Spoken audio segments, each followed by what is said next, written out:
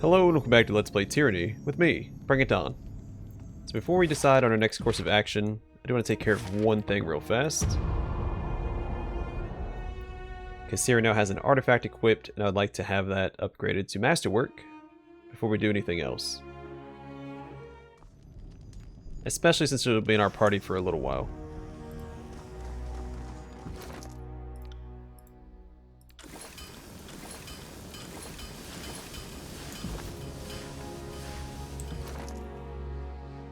Alright. Oh, she's missing a trinket. An accessory.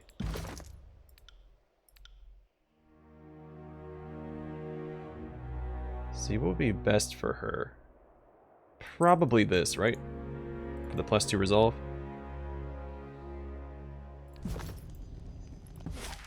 Alright, so what are we going to do first? We're missing a quest. Thought we had 5 quests. We're missing verses, I think. Verses left the party. What? Oh, I think it means she's just not in the party. Hold on, let me double check, make sure I didn't fail her quest by accident. At your service. What do you need? And I seem to... I will meet you at the spire. Then what I'll probably do first is go to the court. I feel like that should still be my priority. Plus, I feel like... Yeah, okay, it was just because she wasn't in the party. Some of the more interesting interactions are at the court. Good day, Fatebinder. What do you need? Well then. I'll still bring Siren along. Goodbye to you too. Having a Archon second like that. Yes. I don't know. Flaunting my power might be a good idea. Let me double check. What do we have? Speak to Graven Ash about the main quest stuff. Go to the court. Speak with Graven Ash about Barrack's condition. Return to River's Break. Oh, never mind. This is the... Alright, there's only 4 quests. Alright, we're all set. To the court.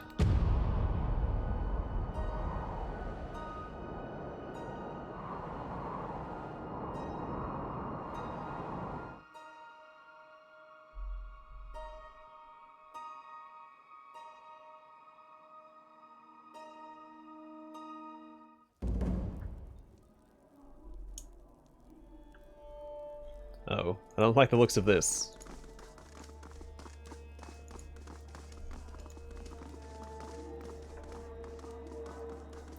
No more proceedings will be held for nobles today. This court is closed.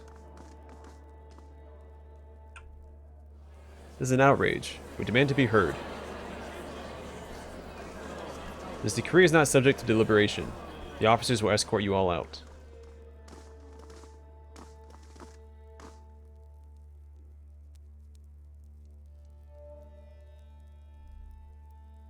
Fatebinder, thank you for answering my summons. This could very well be the defining hour of the conquest. The pleasure is mine, Your Honor. Your manners do you well. All the same, we are here for justice, not pleasantries. I first want to make it clear why we've assembled today. After the collapse of Vendrian's Well and the start of the Civil War, it became clear to me that there must have been some great fault on the part of the Archons. We come together to root out the source of our troubles, and determine which of the Archons has sown more chaos during the war. Well, I think that one's pretty obvious. Most of Graven Ash's accusations are, or evidence against Graven Ash is incompetence. The voice of Nerat has been a lot more chaotic. And the answer to that question is obvious, Adjudicator. Hey, I just said that.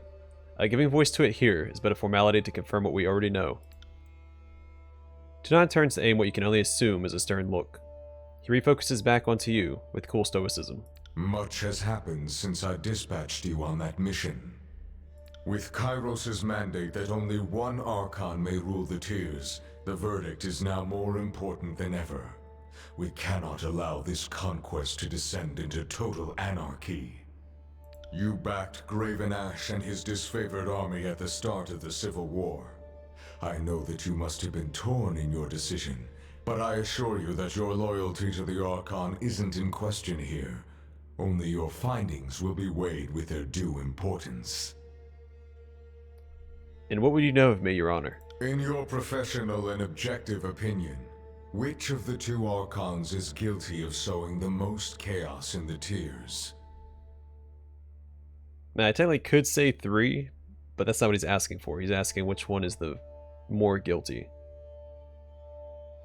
So, the voice of Nerat, Archon of Secrets. And so the charges are declared. I'm confident you've come with prepared arguments and research, as is expected of your station. Of course. I won't stand here and patiently sit through baseless accusation. In accordance to Kyros' legal custom, you will state the crimes against the Archon and offer up your evidence. The court will weigh your claims on their merits. I would encourage you to make as many claims as possible. Bringing charges against an Archon is no small matter. They are not accountable to Kyros' laws with the same rigidity as an average citizen, so it may be more difficult to justify their guilt. Understood. I won't withhold any legitimate claims from the court. Provided that you have the evidence to back them, of course. To make a claim lacking evidence will only harm your case in the court's eyes. Is this understood? Yes. I'll back up my accusations with hard facts. You no doubt recall the categories of infraction to which Archons may be held liable. There's sedition, incompetence, war crimes, and the hoarding of forbidden knowledge. Burglas nods to you. It's not every day that we are called upon to determine guilt on such a scale. Tread lightly. Then we are ready to begin. State your claims, Fatebinder. You may proceed at your own pace. Tunon beckons you to begin. I accuse the Archon of sedition most foul. Sedition. No small matter to weigh against an Archon, but if you believe the voice in Nerat has colluded with the enemy, then have on. Present your case, Fatebinder. So I guess we just use all of these, right? The voice of Nerat gave disfavored battle plans to the stalwart defenders. Bah, as if any credible evidence could be dredged up from that junk heap of a realm. Whatever you found is probably so smeared or torn as to be illegible. You found evidence of such a crime. Shocking that the Archon of Secrets would allow any trace to fall in wayward hands. But Stalwart is far from the Archon's reach. Simply fascinating. Do you have further evidence supporting the claim of sedition? Under the Voice's orders, Harkey and Braun smuggled iron weapons to the Vendrian Guard. And the Archon of Secrets' treachery runs deeper than even I imagined. I fear this news harms the very foundation of our offensive. Thank you for delivering it to our attention. Do you have further evidence supporting the claim of sedition? The Scarlet Corps aided the Unbroken during the Civil War. I found disfavored patrol routes on an enemy body, delivered by Corps agents. The Corps gang boss swallows as he presents the evidence, and glances up at Tunon with mounting anxiety. Documentation is rare indeed in a time of war, where confusion and disorder reign. The court accepts this evidence of collusion. Also, I think I just realized that the Voices did not send his best to represent him in court. I'm pretty sure this is an Iron Guard here. At least they have the armor for it. This is just a Bloodshanner. It's not a Crimson Spear. The Crimson Spear is supposed to be the, the top dogs of the Scarlet Corps. So that's interesting. Do you have further evidence supporting the claim of sedition? I make no more claims of sedition, Your Honor. Let us move on to the charges. The Archon is guilty of incompetence, Your Honor. The Voice of Nerat has suffered charges of incompetence in the past, but always proved himself a capable leader and brilliant strategist. I'm curious if your evidence will prove otherwise. Go on, Fatebinder. The court's attention is yours. At the Burning Library, the censor twisted her mission into a sick game. Mighty Tunon, I was under the impression that an Archon could direct their forces as they saw fit, and that a game was as good as an expedition if it got the job done. Alright, so I probably would have failed that had I not had enough favor with the court. Now invaluable wartime resources are at stake. The Archon stood to lose troops for needless entertainment. Overruled. Kyros takes the knowledge of the Vellum Citadel quite seriously, as do I. If one of the Voice's officers reduce their orders to a source of amusement, that reflects poorly on the Archon. Have you any other claims of incompetence? I am finished arguing for incompetence, Your Honor. We should return to the matter of the charges. The Archon has perpetrated vile acts during this campaign. I accuse him of war crimes. The voice of Nerat has a tendency to interpret Kyros' law as he desires, but I hope this practice hasn't spun out of control. Tell me these war crimes, Fatebinder. A lot of them. A jagged remedy was conscripting from the Unbroken when his forces were forbidden from the region. An infraction of the Stalwart territory, to which Graven Ash placed his claim. This shows some disregard for the disfavored operation. Do any other war crimes come to mind? The Scarlet Chorus raided disfavored provisions on the Stalwart campaign. Yes, a matter of starvation I seem to recall. The Chorus is notoriously undersupplied, but that seems the result of the Voice of Nerat's planning. I understand it discourages laziness or complacency. The Voice's design is not always clear, Your Honor, but that only contributes to its beauty. Bloodmulch bows. Do any other war crimes come to mind? The Scarlet Chorus attempted to bribe me for iron weapons during the Haven campaign. Yes, and the disfavored are blameless in this accusation, are they? He points at Albitronus. Ask her to justify the Legion's guilt. Tunon simply stares at Bloodmulch until silence returns to the court. I do not take the attempted corruption of a Fatebinder lightly. The Scarlet Chorus should have known that this would come to light. Even in their schemes, they are short-sighted. Do any other war crimes come to mind? I found a log of interrogations and tortures by one Foul Murmur. He recorded vile acts with his favored prisoners from before the war. Disgusting. Nothing less than the full brunt of Justice's hammer will avenge my countrymen. Albitronus shakes her head. Murmur's grasp on literacy is uncertain at best. The man couldn't remember the date of his own birth, much less the date of an interrogation. A Bloodmulch trails off as Tunon stares him down. Shocking. More so than the acts themselves, their brazen disregard for peace, as if the Archon himself mocks us from afar. Do any other war crimes come to mind? I've exhausted my evidence of war crimes, Your Honor. Very well. Have you another charge to levy against the Archon? The Archon is guilty of hoarding forbidden knowledge. A difficult truth to bring to light. The fact remains that Kyros is the keeper of wisdom across Taradas, and there are avenues of study denied us under her immutable law. If the Archon of Secrets treats this conquest as an opportunity to pillage forbidden knowledge toward his own ends, then it is worth this court's attention. Make your case, Fatebinder.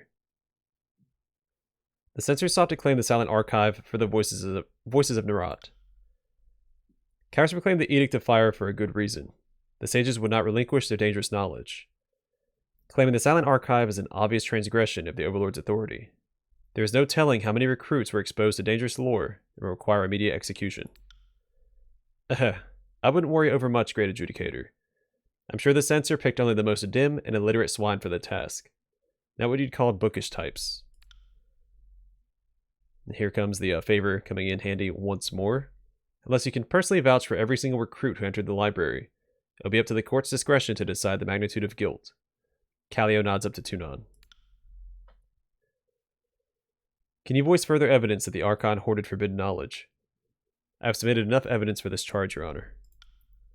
Then unless there is anything further, let us return to the matter of the other charges.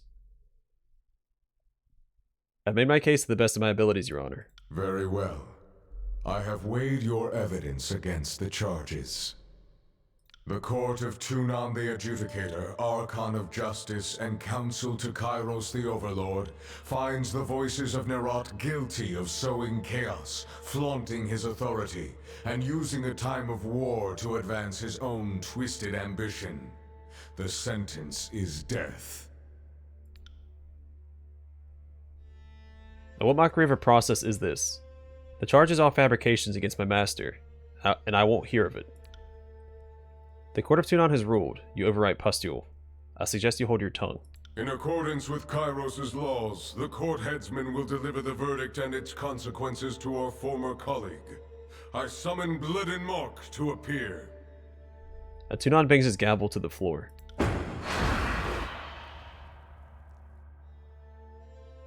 Shadows billow and flare ominously, thicker than blood, and deathly, seeping and gnashing, eating at the throne room from the furthest edges in, closer and closer, creeping still, until finally for a single held breath, even the air goes black, and the light has been swallowed.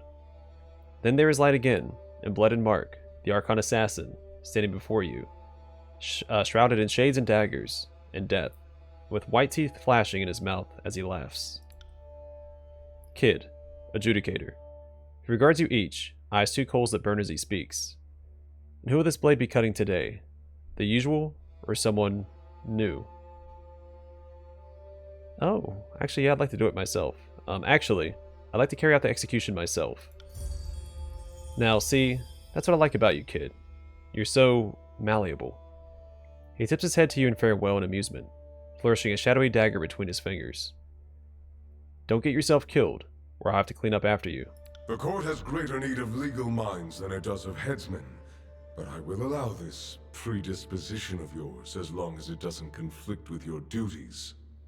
Deliver this writ to the guilty, and execute them with the court's approval. First, there is the matter of the petitioner who so blindly followed their corrupt and reprobate master. Tunan darts his gaze between you and Blood and Mark, momentarily troubled.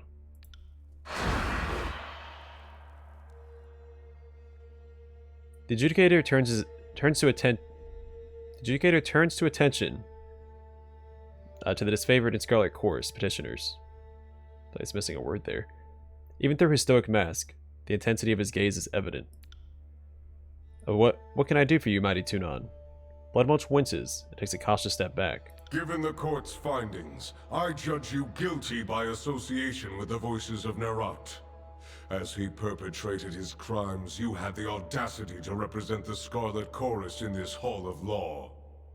What of his fate, student? You proved the voice's guilt. His servant is yours to dispense with as you see fit. Tunan regards you.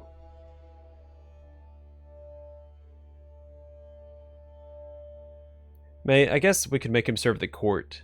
And of course, if he steps out of line, we just kill him. He should be stripped of rank and made to serve the court. As fair and compromising as ever. Nunaval, escort this one from the court. The time for discipline and reintegration will come after our business is concluded. Tunan nods.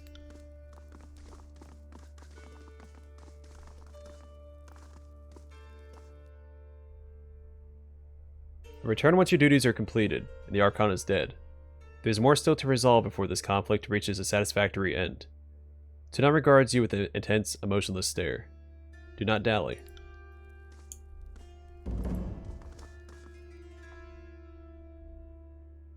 Fatebinder, you return. Regulus looks you up and down with an inscrutable expression. Alright, we have nothing new to talk about there.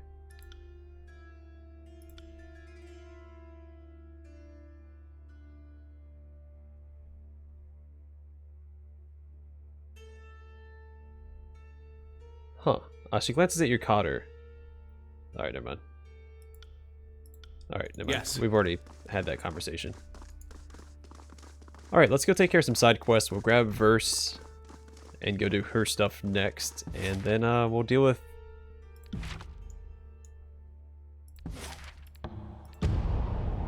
the voices. I'll save Graven Ash for last.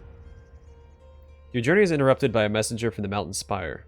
A short young man with a lank flop of dark hair and a surprisingly full beard. The messenger bears bloodshot eyes and a nervous disposition.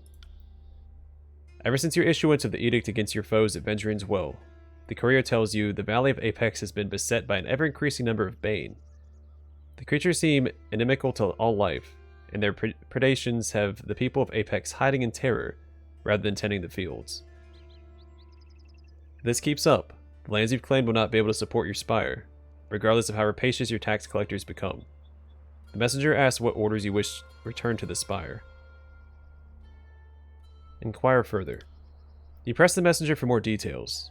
He tells you that there have been scattered Banes sighted throughout the valley, but they're thickest around Vendrian's Well Citadel, and in the mountains that ring the Old Dominion. They've attacked a handful of travelers and devastated livestock throughout the valley. Given that the farms are still recovering from the conquest, the rise of the Vendrian Guard, and the subsequent civil war between the Archons, it couldn't be a worse time for Bane to appear in Apex. I give your orders. You consider how to best deal with the threat your edict has stirred. Lure the Bane away, request aid from your allies, ignore the Bane. How do I lure the Bane away? Then Tunan favorite 3. Should I use that because I have the favor? Let's lure the Bane away. You theorize that a focused act of magic by a mystic at another spire could draw the Bane away from the mountain spire. It won't be a simple thing to compete with an edict, but it's a plan that could defuse the issue without significant further bloodshed. Of course, the other people in the area around the spire will appreciate any Bane the magic attracts. They should be better suited to deal with them than the farmers of Apex. The question remains, which spire to use as the lure?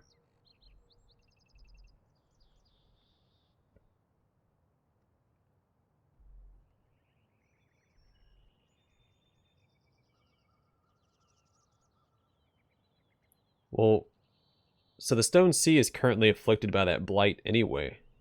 So that might be the best place to put it, right?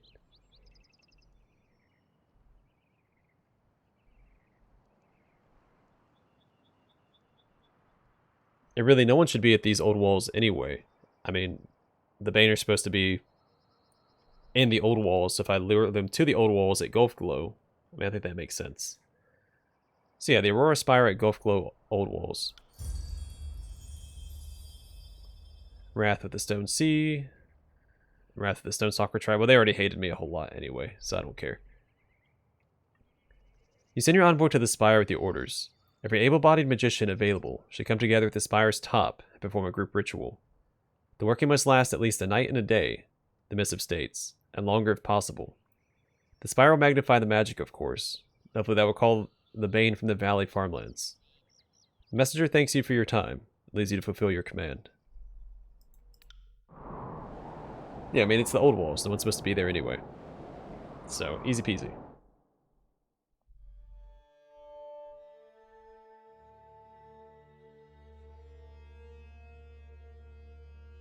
And it's far enough north to be away from the Stone Sea village at Halfgate. I don't think this should really affect anything anyway. It shouldn't affect them directly.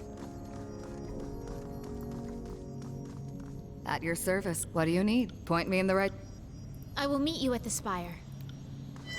Yes.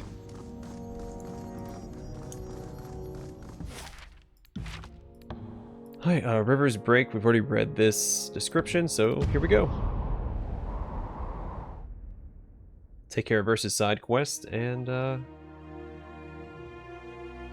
in fact, this is the party setup that I want to go... No, I need to swap out Barrick. Barrick for Siren when we go confront the voices. Windborne ash assaulted your senses, even before you reached River's Break. By the time the farmstead came into view, the burning smell was joined by those of charred, rotting flesh and blasted vegetation. The house stands in ruins, the plaster cracked and blackened. Verse steps forward, arms slack at her sides, mouth slightly agape. What the Kyros-loving crap? A call out. Essa. Crap, Fatebinder. Want everyone in Vengeance well to know we're here? Let's poke around. Maybe there's something here that'll give us a better sense of who did this, and why. Can't do that.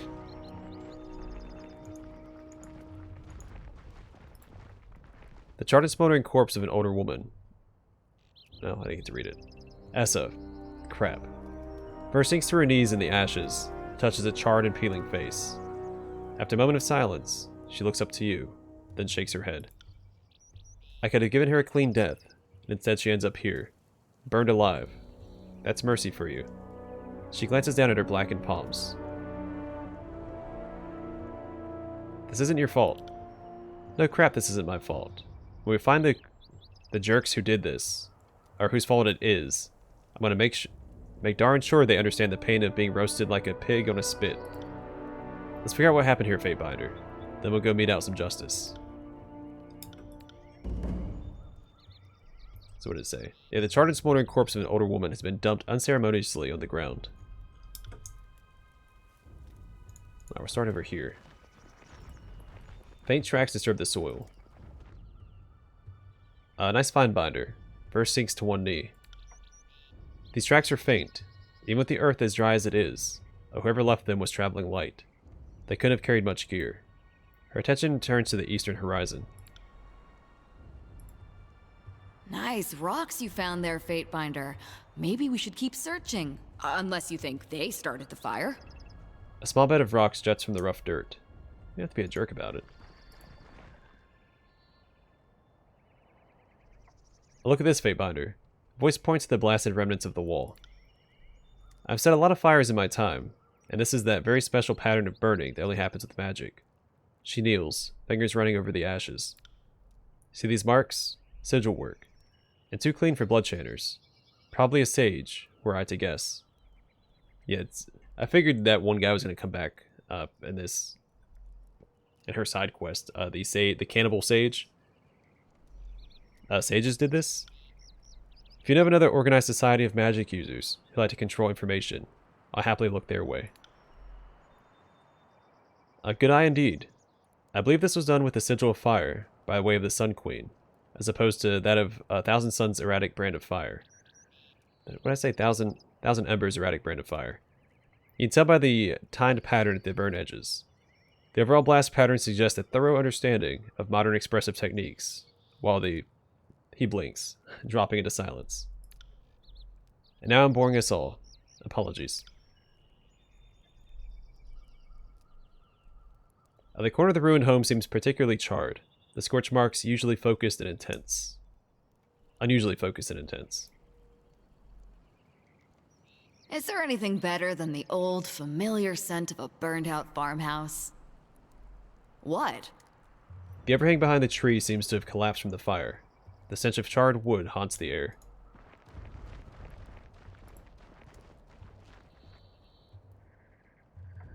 What a mess. Whoever came here decided to throw down among themselves. That doesn't scream Scarlet Course. I'm the last queen of Apex. Crates and plants littered the ground in disarray, perhaps strewn about during a scuffle.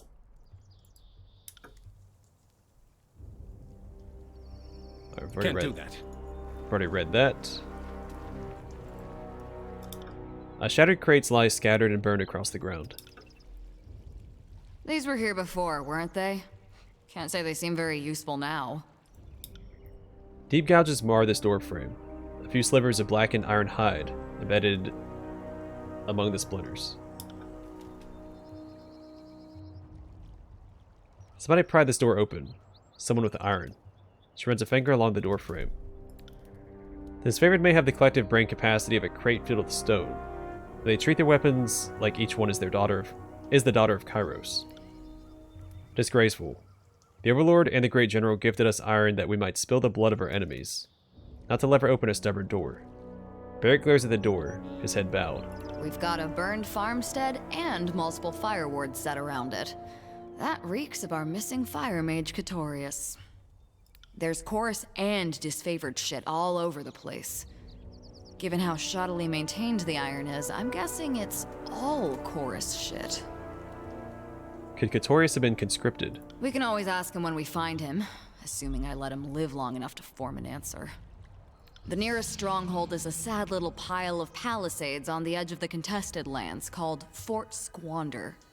The disfavored used to hold those walls, so that could go a ways towards explaining their arms being scattered around here. Come on. We've got a sage to track. She gestures ahead. You okay?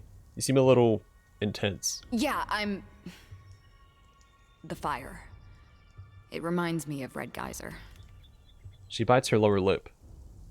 Tell me about her. She loved fire. Loved it more than any other fury. Loved it more than the blood chanters, maybe. They twist and pull it, summon it.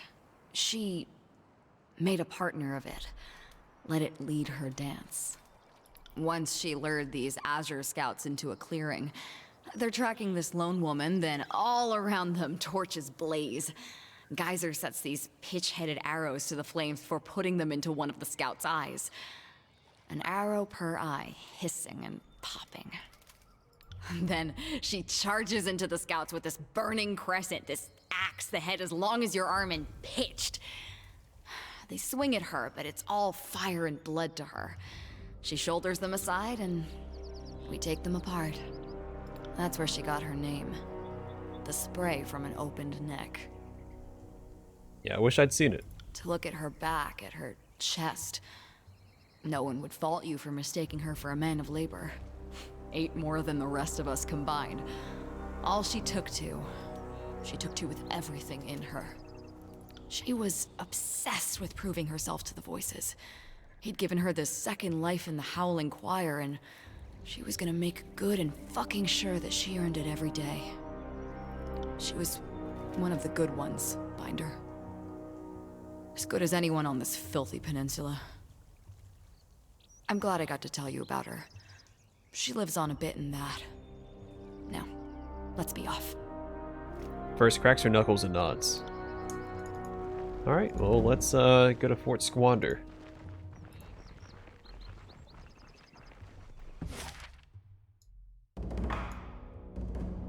Located at the confluence of three realms, this noisome fortress would seem situated in a tactically strategic position, if any major roads passed near it.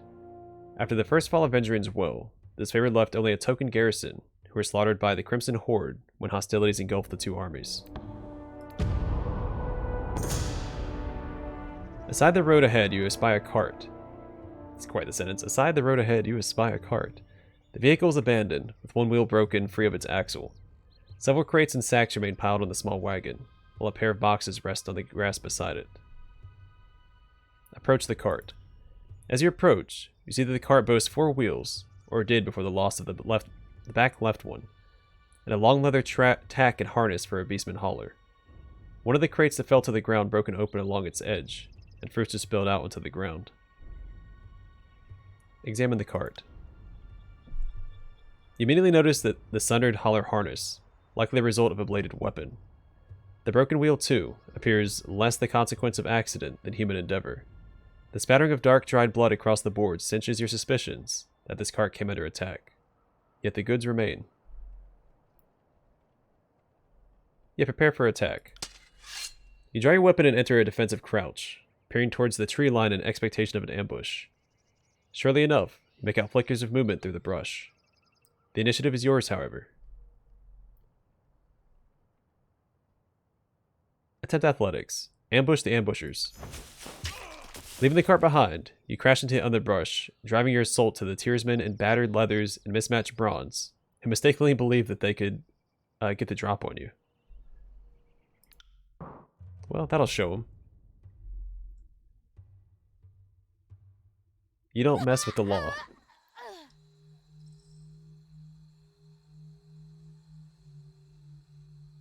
Is this Fort Squander or is this the ambushers? This is the ambushers.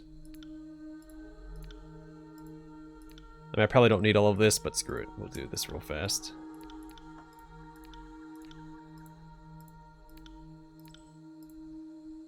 Wait, hold on. Let's make sure I'm doing this right.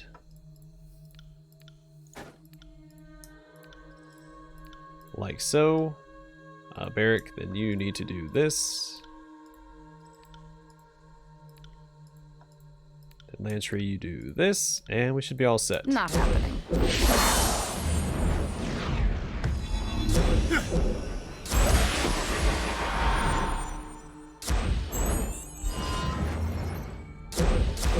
I'm not here to make friends.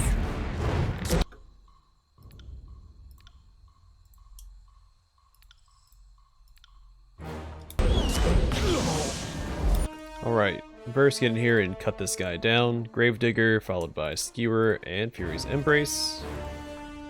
Should be enough to take him out. Let's see, Lantry, Haste Barrick, and buff both of them. I'm on it.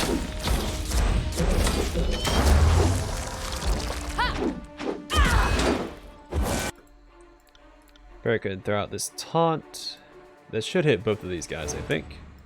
And striking Iron this guy. Then I will Sunder him and Thrust. Save Skullcracker for this guy. Lantry, you actually come over here and help out, knocking this guy down. Then put Vital Body onto Verse here.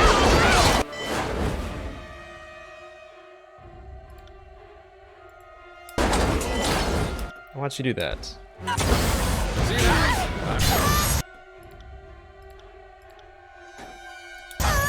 It's not how that was supposed to go.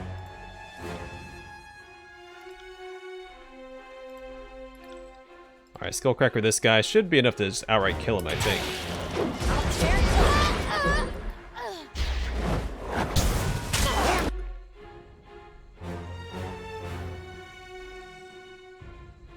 was only a graze. If it hadn't just been a graze, it would have killed him. But it did 288 slashing damage with just a graze. That's crazy. Your knees work.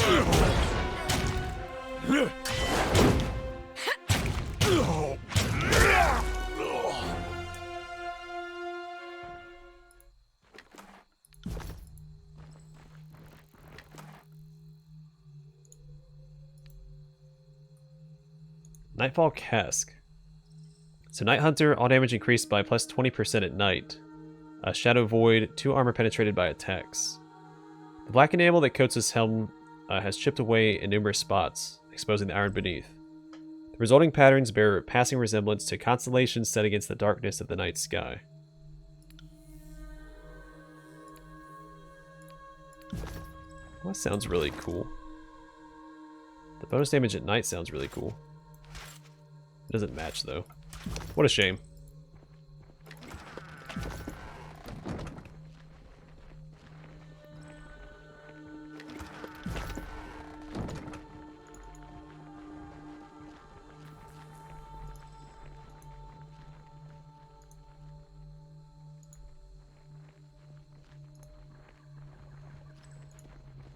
Well, that's what they get for trying to ambush people on the road. Thus, always to bandits.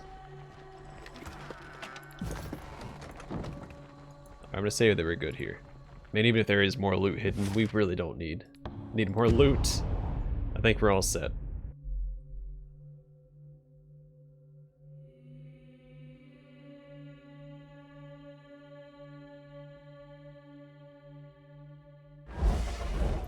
Alright, we'll call the episode here. In the next one, we'll deal with Fort Squander and then pursue the Voices of Narat, I think, after that. We'll save this the talk with Graven Ash for later. After we deal with the Voices first. Because maybe dealing with the Voices will ensure we don't have to kill Graven Ash. Maybe there's an alternate... Because they emphasized Archons submitting to Archons so that you don't have to kill them. So I might have to make Graven Ash submit to me. We'll see. Either way, thanks for watching. I'll see you guys in the next one.